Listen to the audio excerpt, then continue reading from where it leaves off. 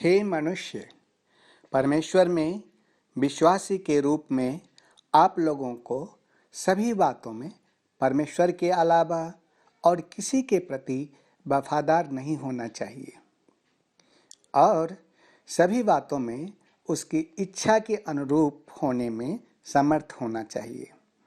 यद्यपि हर कोई इस सिद्धांत को समझता है, फिर भी ये सच्चाइयाँ जो अत्यधिक अस्पष्ट और बुनियादी हैं, जहाँ तक मनुष्य का संबंध है, उसकी अज्ञानता जैसी मनोव्यथाओं के कारण उसने पूरी तरह से ईश्वर की प्रशासनिक व्यवस्था को नहीं देखा है। इसीलिए आप लोगों के सामने दुख प्रकट होने से पहले कुछ चीज़ों को मैं बताना चाहता हूँ जो आप लोगों के जीवन में अत्यधिक महत्व रखता है। इससे पहले कि मैं आरंभ करूँ, आप लोगों को पहले इसे समझना चाहिए। जिन वचनों को मैं कहता हूँ वे समस्त मानव जाति पर निर्देशित सच्चाइयाँ हैं। यह केवल विशेष वर्ग के लोगों या किसी खास किस्म के लोगों को संबोधित नहीं की जाती है। इसीलिए आप लोगों को मेरे वचनों का सत्य की दृष्टिकोण से प्राप्त करने पर ध्यान केंद्रित करना चाहिए। मैं जो कहता हूँ उसके किसी भी एक वचन या सत्य की उपेक्षा मत कीजिए। मेरे किसी भी वचनों का तिरस्कार मत कीजिए। परमेश्वर की व्यवस्था में आप लोगों के जीवन में बहुत कुछ देखता आया हूँ जो आप लोग करते हो, जो परमेश्वर की व्यवस्था के विपरीत है।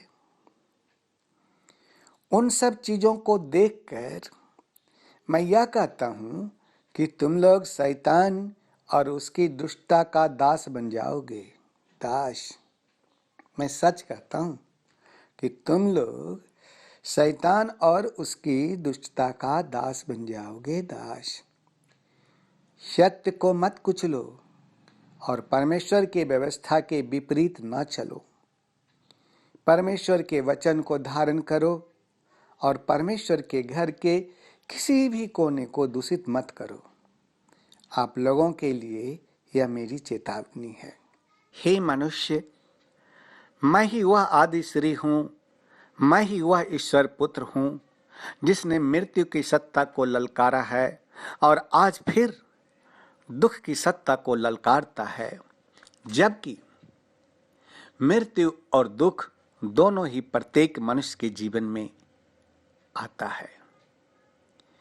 मैं अपने जीवन काल में मृत्यु और दुख दोनों की सत्ता को बड़ा ही नजदीक से देखा है। इन दोनों में आत्मा नहीं है, इसीलिए यह शीघ्र ही खत्म हो जाएगा।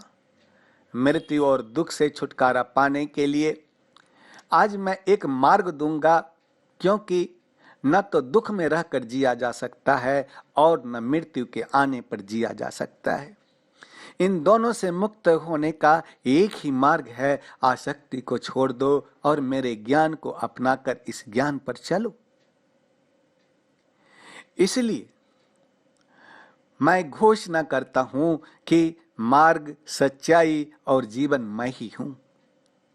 मैं जगत में ज्योति होकर आया हूं ताकि जो कोई मुझ पर विश्वास करे वह अंधकार में ना रहे। जो मेरे पीछे हो लेगा वह अंधकार में न चलेगा परंतु जीवन का ज्योति पाएगा। इसीलिए मैंने तुमसे कहा कि तुम अपने पापों में मरोगे यदि तुम विश्वास न करोगे कि मैं वही हूं। तुम्हारा मन व्याकुल न हो।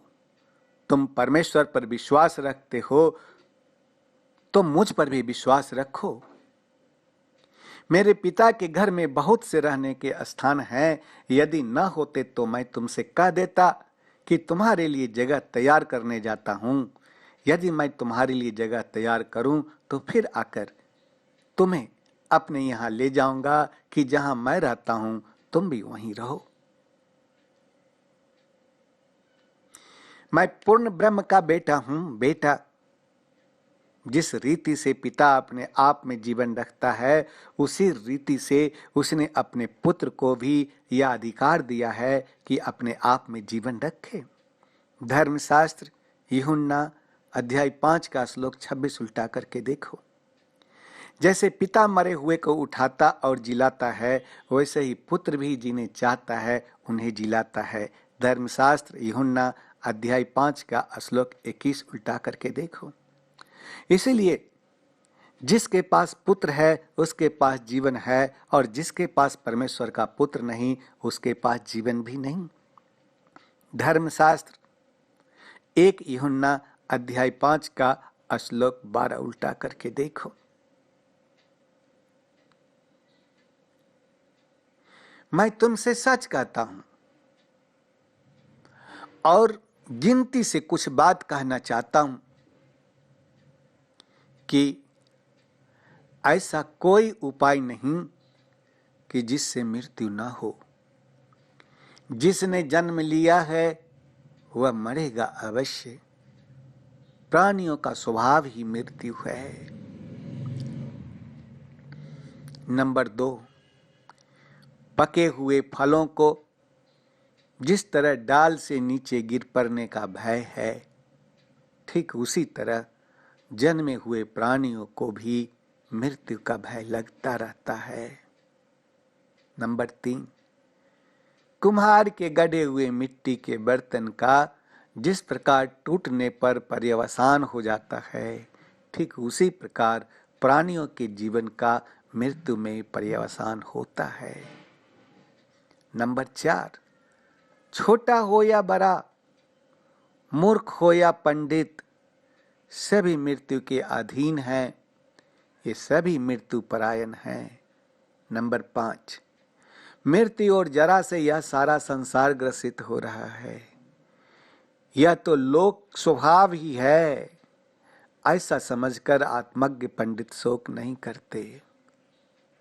नंबर 6, जिसके आने और जाने का मार्ग तुझे मालूम नहीं, और जिसके दोनों ही अंत तेरे देखने में नहीं आते, उसके लिए तू अकारण ही शोक करता है, अकारण ही शोक करता है। नंबर 7, कितना ही रो, कितना ही शोक करो, इससे चित्त को शांति तो मिलने वाला नहीं, उल्टे दुख ही बढ़ेगा और शरीर पर भी शोक का बुरा असर पड़ेगा।